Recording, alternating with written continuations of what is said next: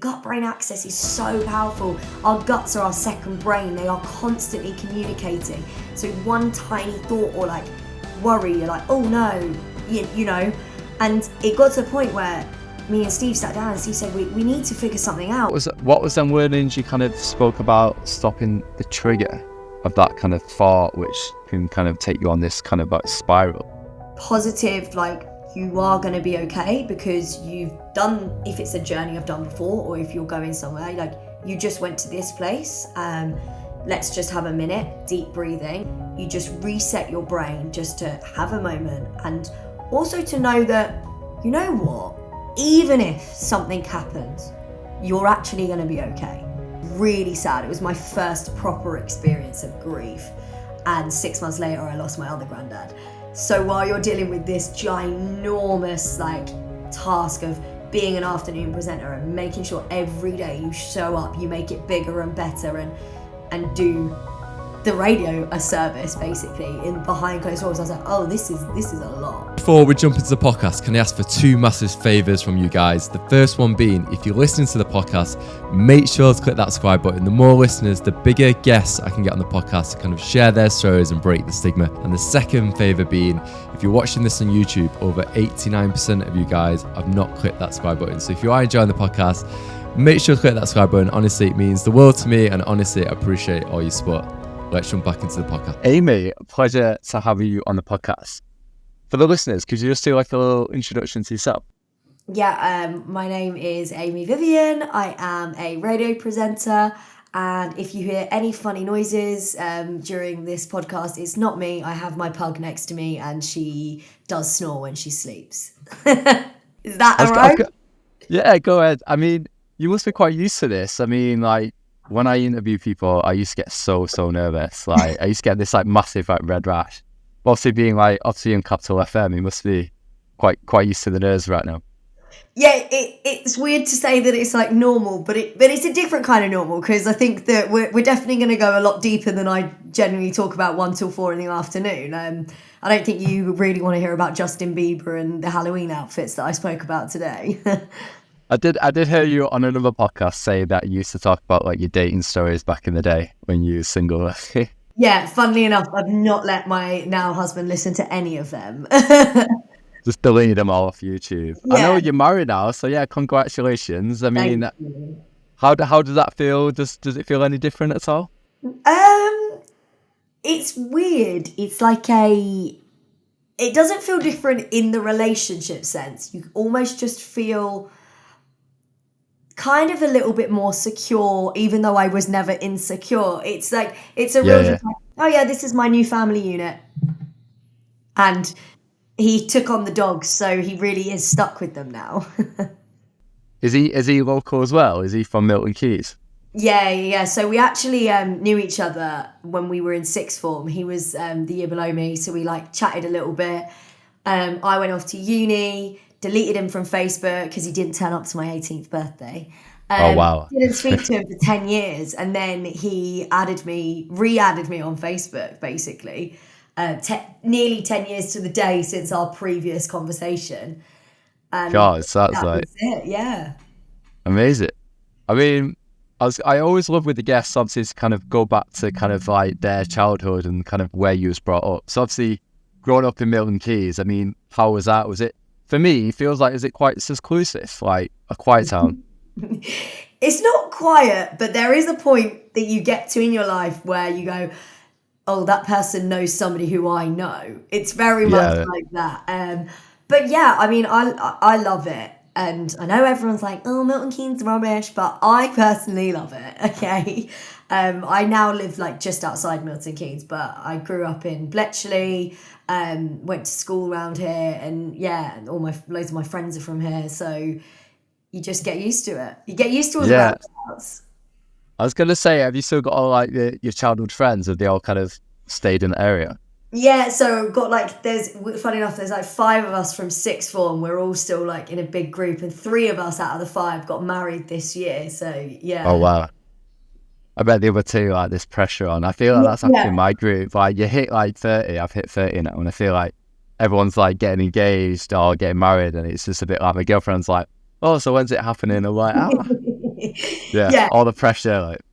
There is that feeling, but luckily I have the other side where my uni mates are a little bit further behind, so I was like sort of in the middle. Yeah, I mean, what was you like as a child? I mean, was you obviously being on the radio now, obviously very confident and out there? I mean, was you very confident when you was younger? Yeah, I think I always say this, and I think the world we live in now is amazing and it's fascinating, but I'm so grateful that I grew up when I grew up, because I never had to question anything. I just got to figure out who I was, if that makes sense. In a sense of, I was out climbing trees, I was rolling around.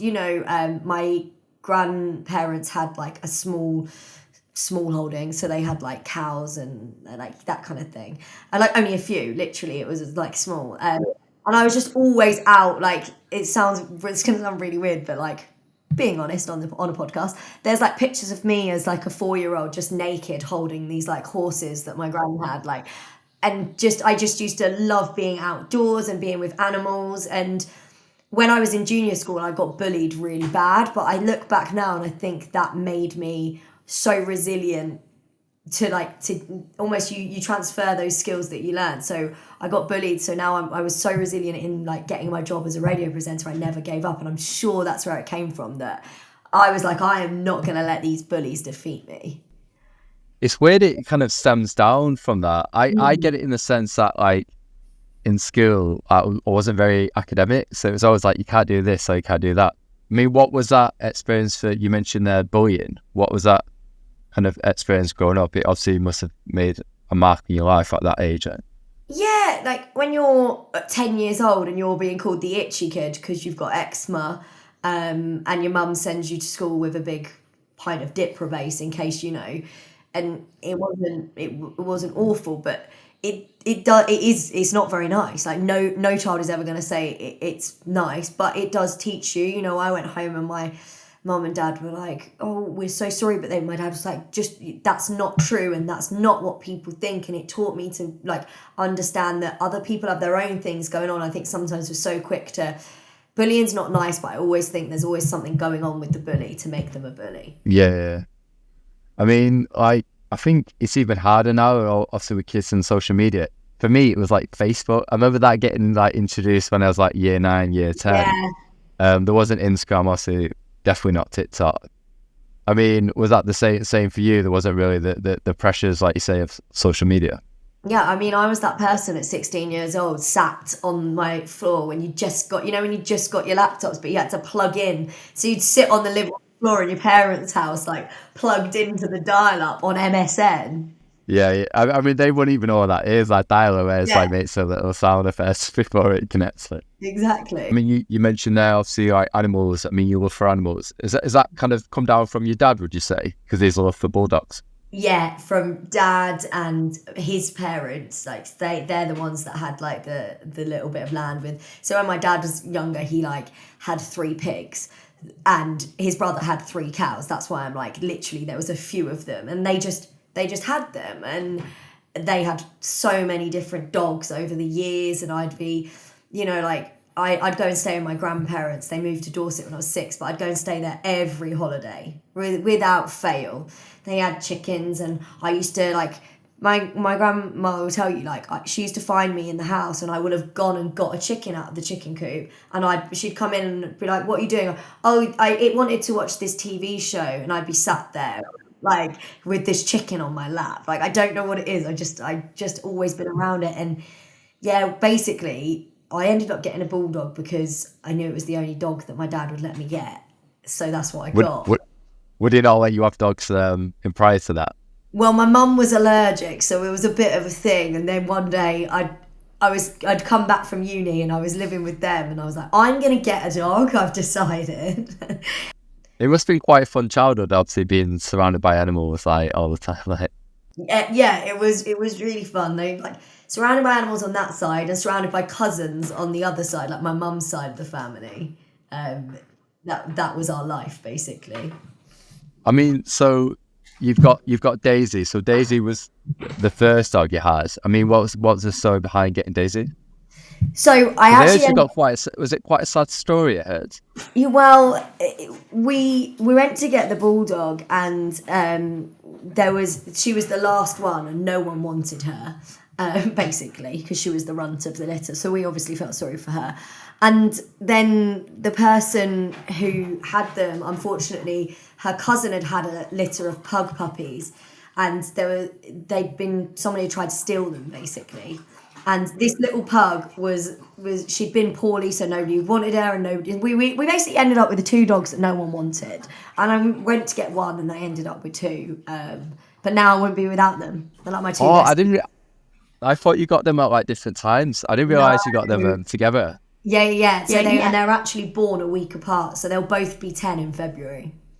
And they're quite opposite personalities, I heard. So you got the TV dog. So what's the dog in frame when he pops in and pops out? Eva is the TV dog. She's the well-behaved dog, and the other dog has just returned, actually, and that's Daisy, the bulldog. Yeah, she's not interested. Yeah. I would love to kind of find out about your story, obviously getting into kind of radio. I mean, obviously starting off in Milton Keynes. I mean, what was your journey? Obviously, was it doing drama at school?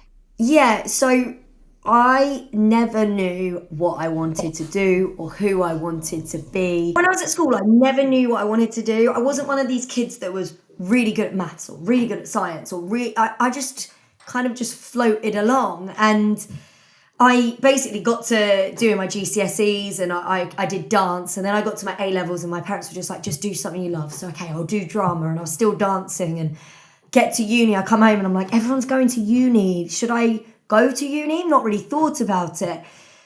My parents were like, yeah, if you want to, like, absolutely. Should we go look at some courses? Like, just see how you feel. Great. What should I do? Well, I kind of like dancing and drama, so I guess I'll go and look at those courses. And it literally was as simple as that sounds.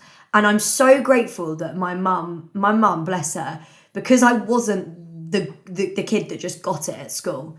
I failed my 11 plus, even though I'd had extra tutoring. I just could not grasp it. I had to sit and revise so hard for my exams. And she was there with me, and she was just like, let's just go see some of these courses in the things that you like doing.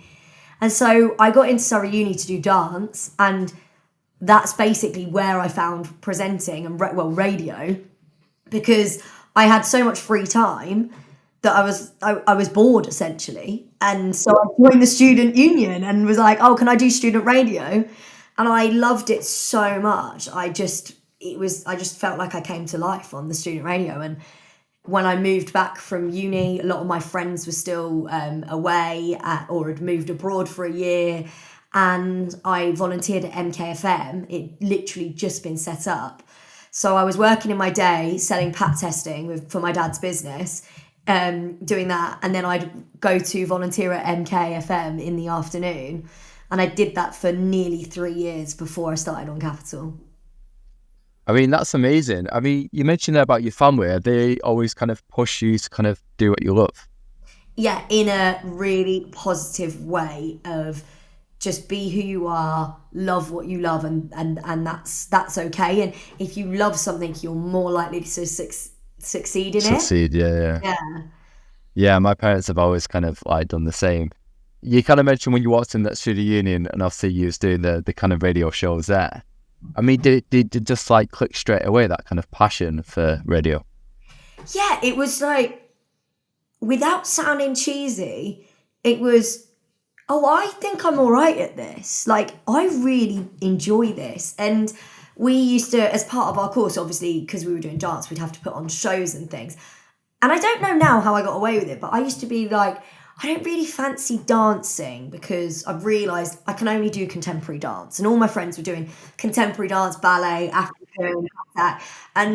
But can I host the shows? And the teachers and lecturers were like, absolutely, like, we've never had anyone do this. What do you mean? I was like, why don't I come in, introduce the course, like what we're doing, what people are going to see. And I used to do that basically for when I was at uni. I used to introduce all of our shows. And when you get to talk to people like that, if you love it, it is like a buzz and a feeling that is like no other. Yeah, it's like a high in it as well. I mean, I've kind of heard you kind of speak about obviously your passion, obviously with music, and Eminem being one of the first albums with your dad Yeah. used to play. And it was so funny you mentioned that, because like my dad was the same. He used to play the Encore album. That was like the first album I used to see like in the car. Yes. And it's so funny now because he would never listen to stuff like this. But yeah, when I was growing up, that's what I was like. Because it's quite funny because my girlfriend always says like, oh, like you don't have that like connection with music. Like music means a lot to some people. For me, Yeah. it's just that one album probably, and Akon maybe. Yes, an Akon. That is the same. Yeah, yeah. It's weird. Like, you know, I'd go to school and my like friends would be like, "Oh, we're listening to this and that," and I'd be like, "Oh, I was listening. Yeah, Eminem, the Encore album. What? Your dad plays that?" Or, yeah, my dad was. When my dad had me, he was 23, so he's still, even now I'm nearly 33, and he's still a young dad, I guess. So yeah, I grew up listening to that kind of music and loved it basically. Yeah. I was the relationship with your family? Are you like super close to your mum and dad? Yeah, always like super close. Always was, always will be. If that in a in like, it's not intense. I know sometimes they're like, yeah, it's too close. No, but yeah, like every year I'd go camping with my dad. I still go skiing with my dad. We used to go, me, my dad, and my granddad. The three of us, 3 generations, like every year, from when I was like 23 till my granddad passed away in 2019. And it's such, like, I feel so lucky that I get to do that. And me and my mum and dad aren't together anymore, but me and my mum still like will go on like trips. Like we went to Barcelona in the summer, and we are so close. I think I speak to my mum probably 10 times a day. Like literally, like on the phone we probably speak 3-4 times a day, and then we are communicating all day on WhatsApp. It's funny you say that, yeah, because I ring my mum maybe like twice a day, but I ring, I say if I'm going to like the gym or I'm walking to the tube, like, I'll give her like a quick call. It's never like an hour call. It's just like, what you been up to? Where are you? Yeah. So I'm the same, but I know like some people find that weird. They're like, what, you ring your mum all the time? Like, yeah. Yeah. And when I moved to London, she's like, I never felt like you moved away, because like you constantly like on the phone. Like, I mean, so you got offered this incredible, obviously, job at Capital. Is it true you got scouted through? Is that YouTube video? Yeah, somebody at Global who owned Capital got showed a YouTube video of me, and that was when I was working at MKFM. And funnily enough, it was this video where Spamalot was on Milton Keynes Theatre stage, and I got to do this bit where you walk on with a sign, and it's all part of the show. And that was the video, but we'd done a video leading up to it, and that was in 2015, about the June July time. And so it wasn't a video. It wasn't like a video of you on the radio. No. That's mad. It's like, no. I mean, like. And then they get you in, and then I think I was what they call demoing. So you go in, you sit in the studio, they tell you to, you know, do this and do that, and can you say this, and can you talk into this song, for 3-4 months before I even knew anything. Like, yeah, it's a long time. Would you feel like competing with people as well? Was it like? Well, you always are, and and I knew that as a presenter that comes part and parcel. And that was 2015, and I left uni in July 2012. That tells you how long it was. Like, and I had so many rejections, even from some of the, like, I had so many rejections. I mean, it's amazing. Obviously, like, you persevered as well, because you've read that obviously you sent out so many demos to try and obviously get that one foot in the door. I just was determined. I just thought, this is what I want to do. And because I was still enjoying it, doing MKFM, it wasn't like, oh, I'm going to give up on this. Like, nothing's happened. You know, as much as I always say this, like, I use this example, like Chris Moyles, in my opinion, is one of the best, most iconic radio presenters we have in the UK, right? His skill and his ability on air is phenomenal. But he didn't just become Chris Moyles overnight. He also worked on the radio. He grafted for a long time before he was the Chris Moyles that we know and love. Everyone knows, yeah. Yeah, it's always like behind the scenes, isn't it? And it must be amazing, obviously, looking back to where you started to where you are now, to kind of see your confidence on air and even like your style as well. I imagine that kind of changes as you get older, essentially. Yeah, it really does. You learn as the time on air goes by, you obviously get more comfortable in the studio, but you also realise who you are and who your personality is on air and off air. And I'm pretty similar. There's certain things I obviously don't go there about, but that's part of being on Capital. It's so nice we get to be who we are. And as you get older and you do more and more, and now I'm into my nearly 5th year on afternoons, it's like we have this real afternoon vibe that we bring, and it's like that's who that show is. Yeah. I mean, can we talk about that moment when you found out you got offered the job at Capital? Where was you in that time? Like, well, it's a bit of a weird one because I got told, oh, can you do some cover in the November? So I did like 2 shifts, and I was like, oh my goodness, like this is amazing. I was at work in the office with Dad. I was like, I can't believe this. And then I did 2 shifts, and then I think I did like 2 in December over Christmas, and that was it. And I was like, oh no, like what if they don't like me, you know? And I didn't hear anything. They said, you're just on cover. That's how it works. And you think, yeah, well, I did 2, I've done 4. And I was skiing with my dad and my granddad, and I was literally up a mountain, and I feel my phone going. I look and I see it's Greg Hughes calling. He was our managing editor at the time. And I'm like, I need to take this. And I shout, and I'm like, Dad, stop. So we all stop on the side of our ski run. oh my God. This is so weird, right? It's like fate. Coincidentally, every year we do a picnic day where we get champagne, get some salamis and some cheeses and some breads from the shops, and we have a picnic on the side of the mountain. So weirdly, it was that day. So I get this call. I speak to Greg, and he's like, "So we'd like you to do overnights for us, Monday to Thursday." And I'm like, "What?" It's like, "Would that be okay?" "Yeah, we'd like you to start next month." And I was like, that was it basically. Yeah. So we had one of the best picnic days ever that day. Yeah. I mean, that must be amazing knowing that you've got your like the foot in the door, which is always like the hardest bit in it with any industry. Like once you're in there, it's a lot easier then to kind of move your way up, kind of thing. Yeah. I mean, I was just grateful. Like everyone says, oh, it used to irritate me so much when I'd be like, oh, I'm on, what do you do? Oh, I'm on Capital. Oh, you do the graveyard shift? Well, no, I'm on Capital Radio. So in my opinion, no shift is the graveyard shift. Yeah, that's what I mean. Like, yeah. Yeah, because I'm on Capital Radio. And people can't understand that. Why would you want to go up and stay up 1 till 4 a.m.? Because I'm on Capital Radio. Like, that's why. That's what, and everyone starts like somewhere as well. I mean, how was it when you got that kind of daytime shift? Obviously, what you're doing now, because you're all kind of sat together, aren't you? Yeah,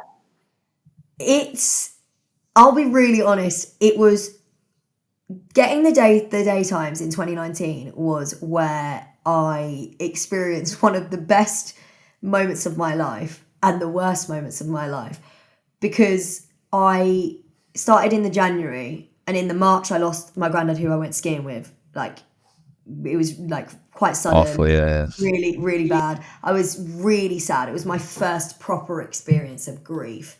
And 6 months later, I lost my other granddad. So while you're dealing with this ginormous like task of being an afternoon presenter and making sure every day you show up, you make it bigger and better and do the radio a service basically in behind closed doors, I was like, oh, this is a lot, you know. In that moment then, how do you, because like it must be really hard obviously having all these ears on you as eyes, I don't know, on radio, eyes and ears, but like it must be really hard then obviously showing up knowing that like you've got to put on the show. I mean, how did you get by during that time?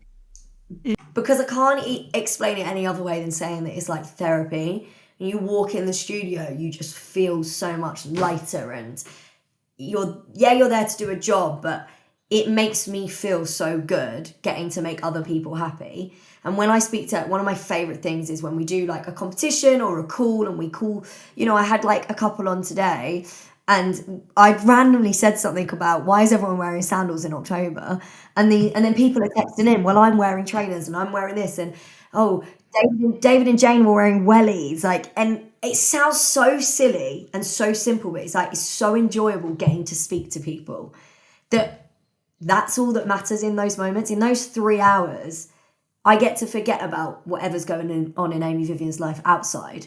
But in those studios, I'm Aimee Vivian, this fun person who just loves being there and loves what she does. Yeah, it's like having that kind of like switching off in some ways. Yeah, like, exactly. In a weird way from like the real world where you're in this moment, and like it must be amazing obviously like interacting with people as well, because it's obviously great when you put stuff out in the world and then people are, oh, I resonate with this, I resonate with that. Yeah, that's exactly it. And it's so nice. Like in a weird way, I always say like as it was a challenge, one of my favourite times being on air was during the pandemic, because radio was so different. We got to do completely different things. We got to speak to some incredible people that we would never have thought of speaking to before, and hear some really, really amazing stories that really like hit home, and you're like, wow, I get to be a part of this. This is a big thing. Yeah, I mean, is there anyone where you've been a bit like starstruck you've like spoke to on it? Not really starstruck. There's just those people where you're like, oh, they're cool, like your Harry Styles is, you know, like those kind of people that you just even walk past them, you're like, wow. How have you found it then, like interviewing people as well? Like, I think when I started, I think I was absolutely terrible. Like, but as the more you do, you get better. You get better at asking questions and for me, it's always like I'll get people to like open up to you, and it's just like I feel like you not chuck everything out, but like you're trying to open them doors for them to like open up and feel relaxed. I mean, how is that for you, like interviewing people on the radio? You've just said it, exactly that. It's just like getting people to relax. And I always say this to people that are like, oh, it's so daunting. It's like, no matter who they are just a real person. You know, I know they might have multi-millions in the bank and they might be on Wembley Stadium stage every single night with a sellout tour, or Taylor Swift, who's made however many millions on her Eras tour and doing a movie, you know, but deep down she's a real person. At some point in her life she goes home and sits in Netflix, like, do you know what I mean? And the more like relaxed you are with it, and just be like, obviously don't like take the mickey and don't go too far, but you know what you're allowed to. Usually with the artists we get in and things, you know what they want to talk about and what they don't. If there's any no-goes, they're going to let you know. So, you know, just enjoy it. Enjoy talking to them, just like how you and I are talking. Or we would say on for my show, one of the things we really try to get across is like, wherever you're listening, whatever you're doing, it's just like that. I just want to be your friend who's just there. You don't have to be really switched on. I'm just trying to talk to you like I would talk to my friends in a pub. And that's sort of what we try to do with our artists as well. Talk to them as if we know them, and like we do, and have a chat with me. Yeah, you mentioned earlier, obviously, like you feel more confident now than ever because obviously you found like your tone of voice, and that's something I've really struggled with. I think at maybe beginning of this year with the podcast, like you get so influenced by people which are super successful in that niche, and then you start copying their style of questions, and I'm like, well, that isn't me. And it's really hard for me to like move away from that sometimes, because you get so influenced by people which are pulling in millions of streams or downloads. I mean, how is that for you then? Do you feel like, is it just fanning yourself out? Yeah, it's totally what you just said. It is so hard, and with social media now, you can't help it. You could be the best person in the world, right, and be like, no, I'm not getting influenced. You're influenced without even realizing we're being influenced now, right? So it's really hard. But for me, it was about going, almost like taking it back. You know, when I was saying like, what was I going to do at uni and school? I'm going to do what I love. So it was almost taking it back and being like, where do I want to go? What do I like? What do I want to talk about on air? What makes me me? When I'm not in that studio 1 till 4, what are the things I get enjoyment out of? Oh, okay, well, I've got celiac disease, so I don't really get enjoyment out of having celiac disease. But I tell you what, I find it really enjoyable when I start talking about that on social media and people ask me questions and I can help them. I also really like being outdoors. So if I can help people with like how to like do things outdoorsy, or just that if I get more enjoyment out of going for a country walk and saying, oh yeah, I went for a walk today and I saw this. Just doing the things that make me more me, then Yeah. make me on air. And I think Yeah. it's like saying to anybody when they say, oh, I want to be a radio presenter, I want to be like you. You can't be me. Yeah, okay, so, but I like music that's on Radio X, so should I try and be like Toby Tarrant? No, because Toby's Toby. You can only be yourself. And Yourself, trust me, yeah. the more yourself you are as a presenter, the more authentic you're going to come across, and the better you'll be. Because if you're More trying, just like more yeah. likable as well. Like, yeah, you don't want someone who you feel like they're putting on this kind of act kind of thing. Yeah. I mean, when you started the job at Capital, that's when you kind of was also struggling with being celiac. I mean, what were the signs and symptoms? You've kind of spoke about like 10 years prior to that as well. You was having the symptoms, but they didn't know what it was. I was one of these people that was sort of just got put under the radar, and for 10 years I was really poorly with my tummy, without going into detail, but you know, those kind of things, and pains, and just feeling really low, really run down. And it was when I was coming out of uni, I started to realise it was like almost like, oh, every time I have a Chinese or every time I have a Domino's, it's extra bad. There's something going on. Oh, I haven't eaten any bread. That's interesting. I felt slightly better, but it still took me a good couple of years. I think the testing is a lot easier to get now than it was back then, to get diagnosed. But yeah, literally in the same month that I got that call to the November to do my first 2 shifts ever on Capital, they said, by the way, you've got celiac disease, and if you're listening and you don't know what it is, it's an autoimmune disease, so you can't ever eat gluten for the rest of your life. So it was a big like, whoa, okay, career high, biggest moment of my life, biggest personal moment. I'm really poorly. There's always something to bring you back down to earth, like all the time. Like, it's like, here, have this, but also just so you don't get too carried away with this new life that you might have. Yeah. I mean, how was obviously being gluten? I mean, that must be quite a struggle, obviously, like, because everything's so expensive, isn't it? And the bread is always like tiny as well, so it must be quite a shock to the system when you pits it up in the supermarket.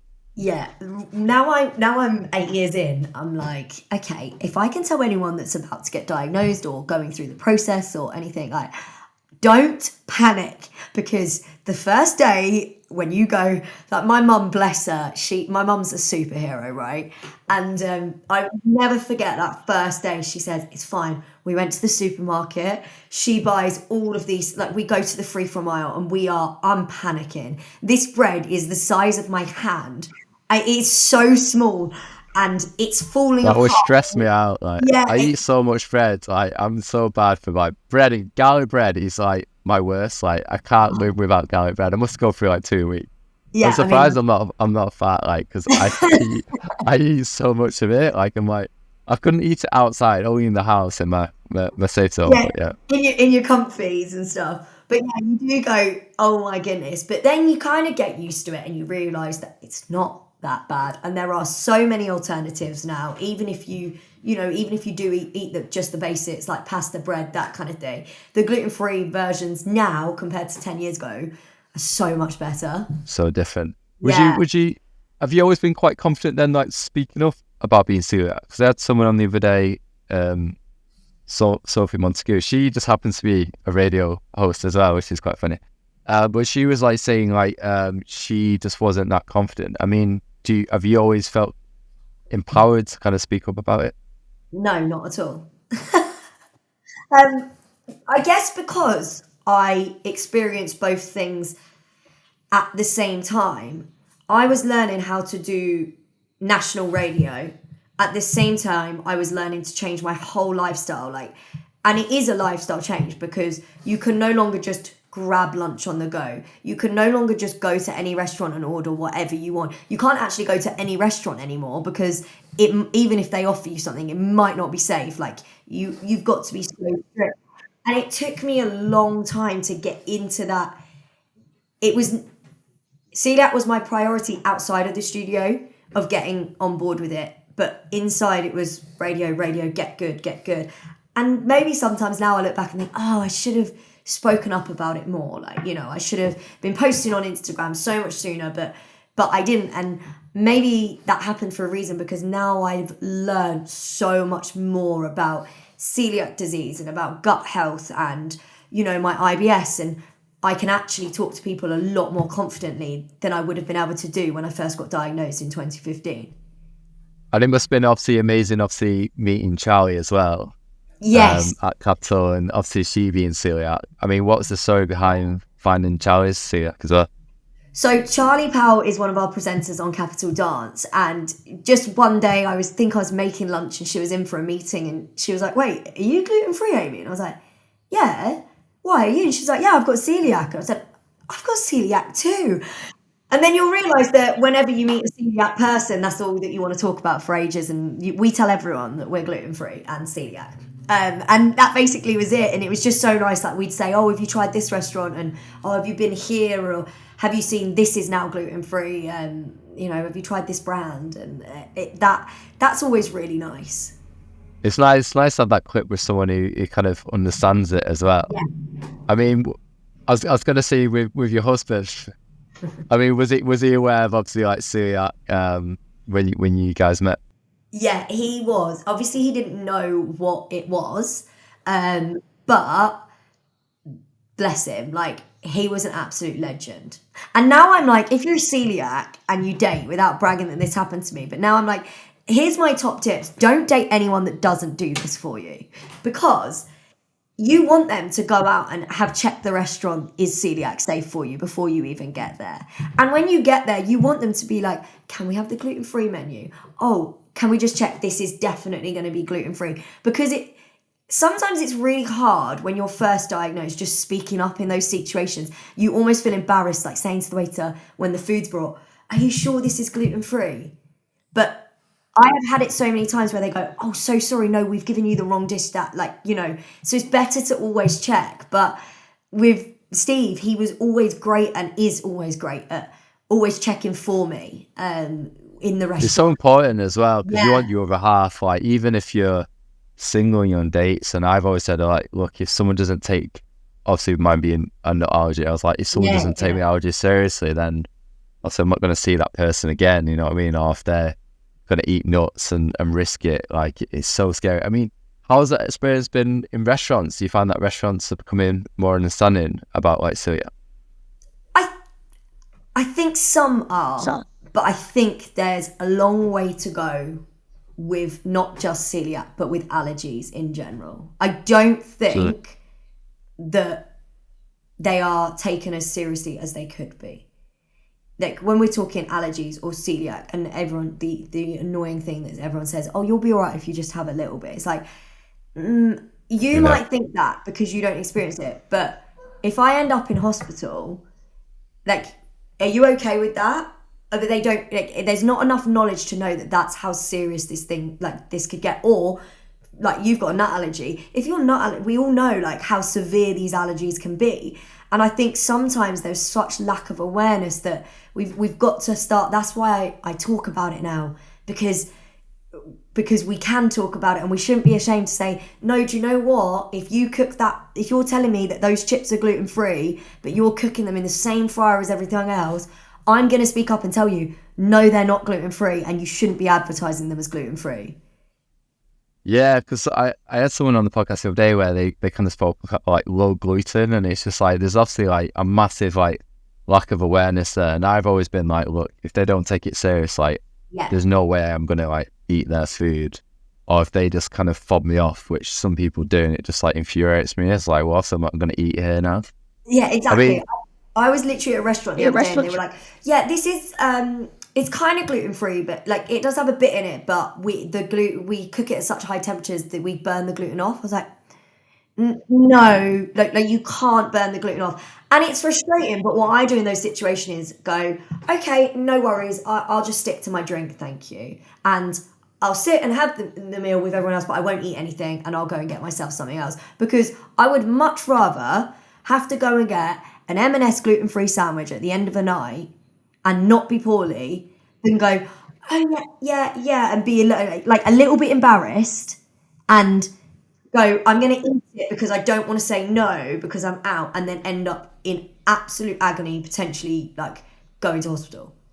Yeah, I mean, I've done or the exact whatever. same where I think like one place like they couldn't recommend it, so I just ordered McDonald's to Yeah, next month. I was exactly. like, yeah, like, and everyone was like, what, you did that? Like, everyone's like, oh, definitely do that. I was like, yeah, like, why not? Or get a sandwich, like you said, or it's just not Yeah. worth that risk. So.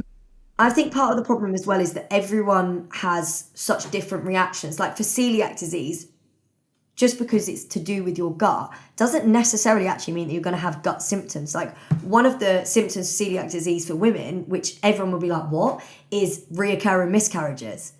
So yeah, or just constant brain fog like you're not actually getting any kind of like IBS related, like diarrhea or that kind of thing symptoms. But so if you say, I say, I know it makes my tummy really hurt. That's my symptom. But that doesn't necessarily relate to everyone. I think that's sometimes where people can't understand it because it varies for so many people. Got like different symptoms. I would Yeah. love to talk to you about like the mental health side. So obviously being celiac, I think it's something which is probably definitely not spoke about, even within allergies as well. But I mean, what was that? What was the mental health side for you? I think I'm only just coming to terms with how much it affected me mentally now. I'm sort of out of it. If it, not out of it, but I said it is a whole lifestyle change. You are constantly having to check the back of packets. You're constantly having to double check people, not trust the restaurants because now you've got to be careful.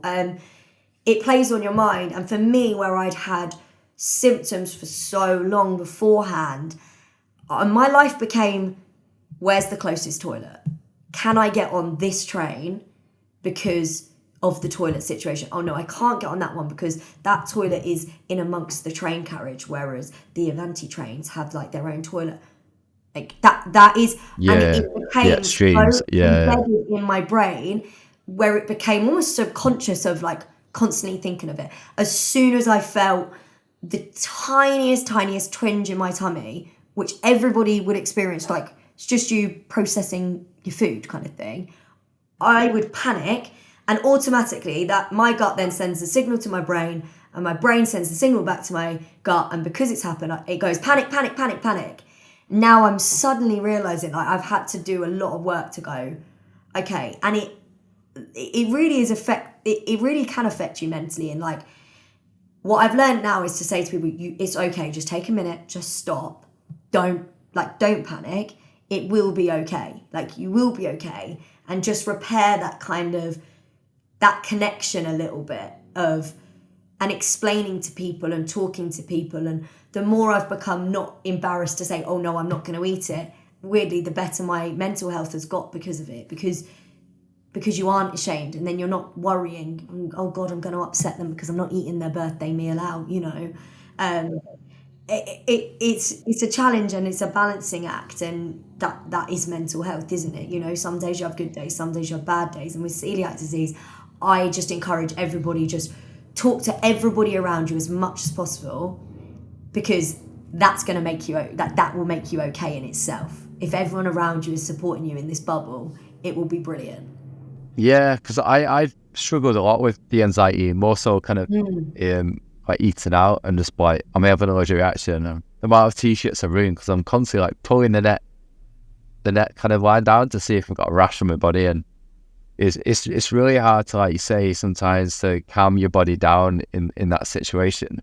Did you kind of seek therapy to kind of really kind of ease that kind of your mind and your thoughts in that sense?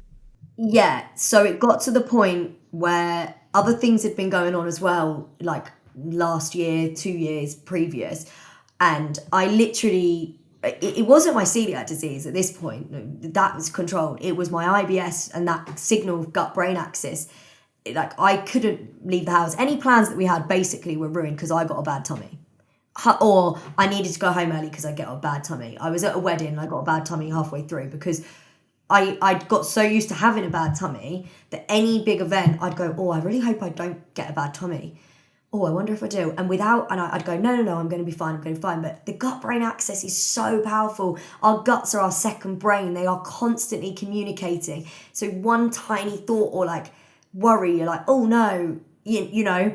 And it got to the point where me and Steve sat down and Steve said, we need to figure something out because this isn't healthy for you, because all that does then is when you have to leave or you can't make it because you've got a bad tummy and you're in pain, then you feel upset because then you're letting people down. And so I did, I spoke to an amazing guy, Christian, who's a coeliac dietitian, just to get on board with that side of things.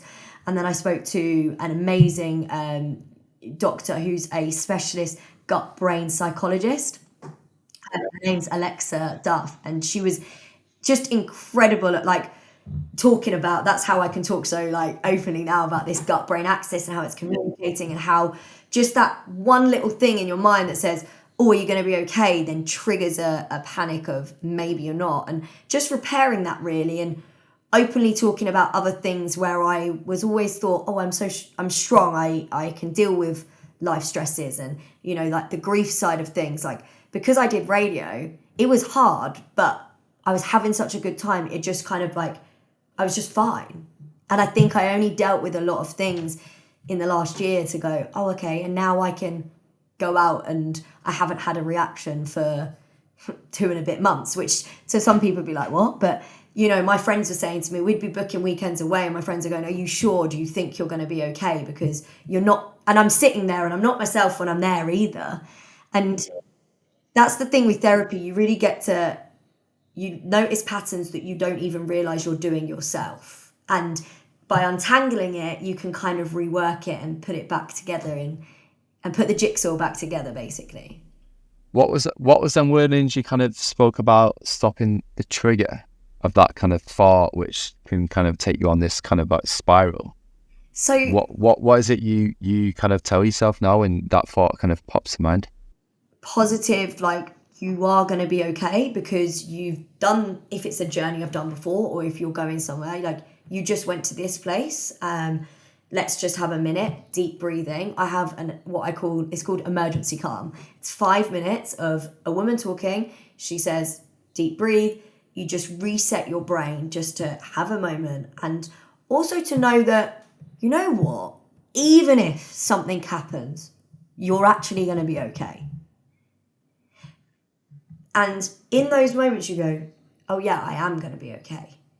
And just taking a little breather and a little moment to just like almost respect yourself again and be like, come on, it's okay. In those tiny little moments, like, don't be silly.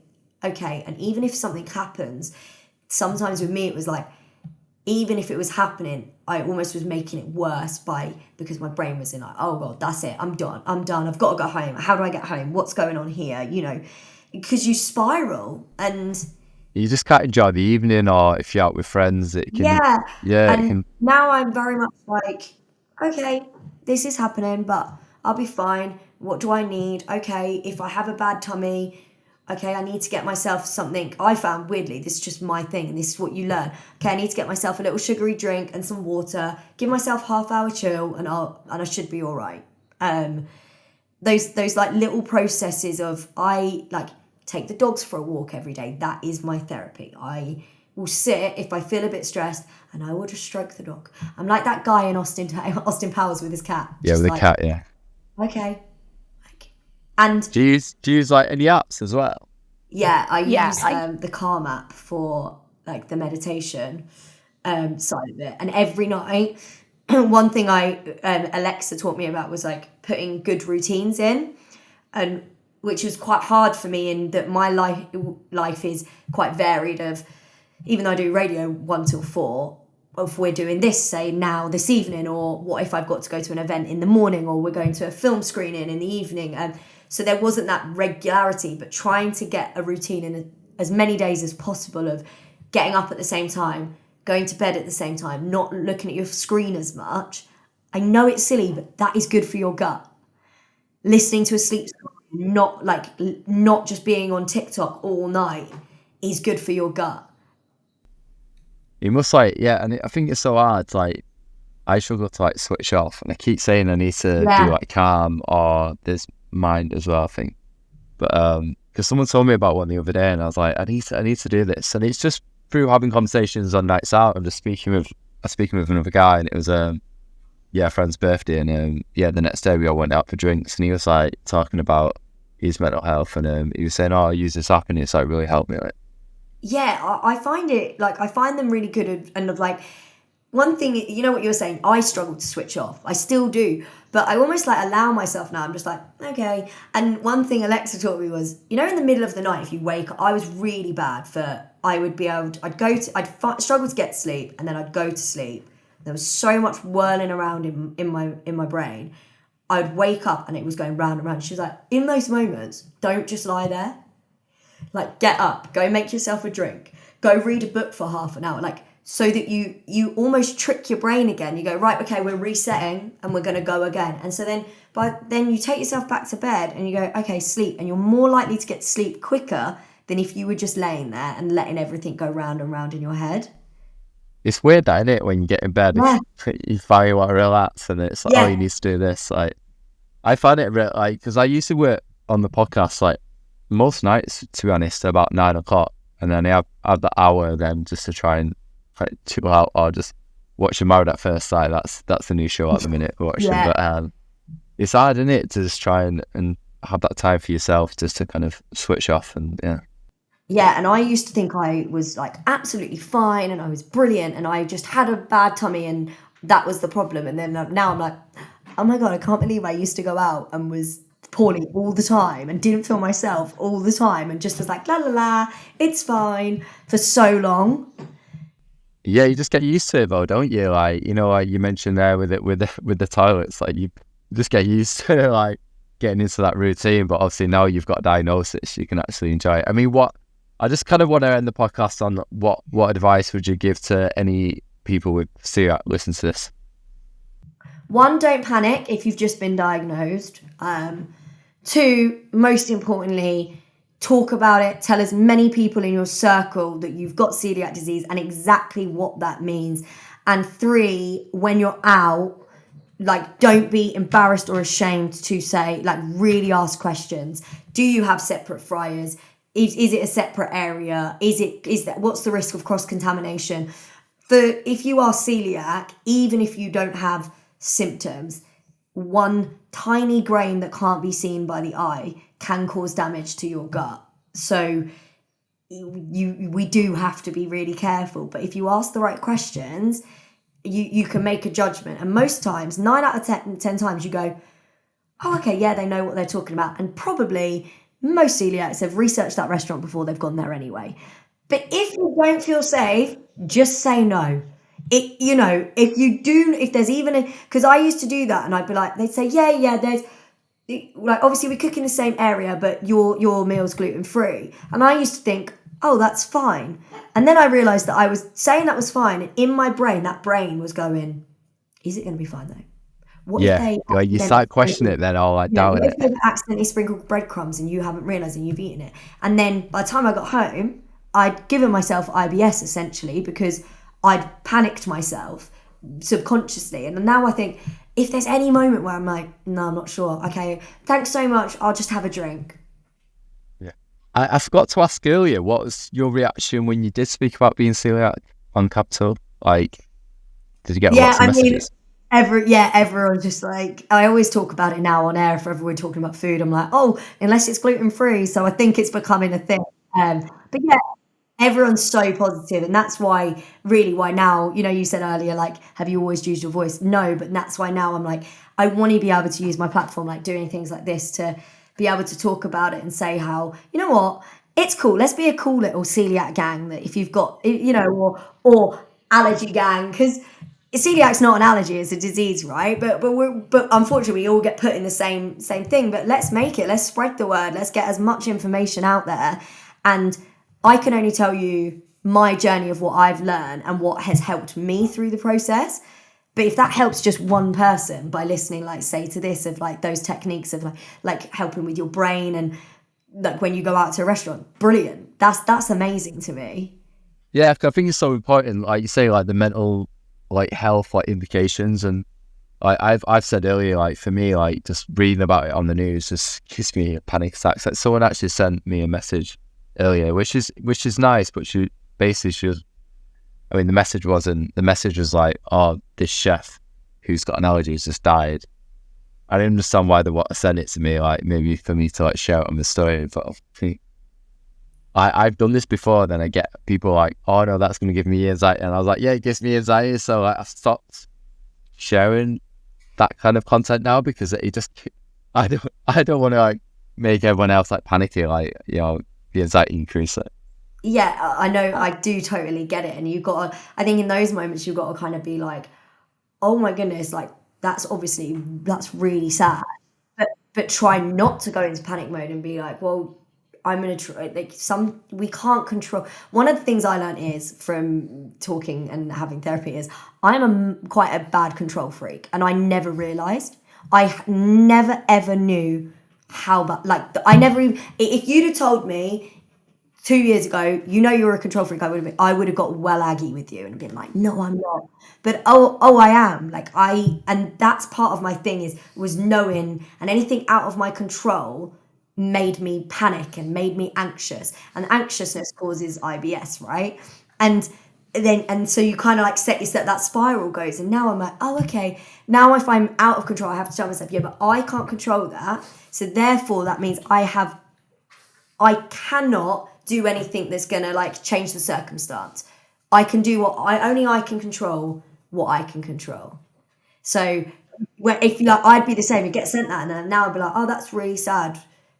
Like, okay, I'm gonna try not to panic about that though, because what can I do when I go out? I'm gonna be extra careful now. You know, do you know what I mean? I don't know this. Yeah, it's like, it's just like that kind of like inner voice in it as well.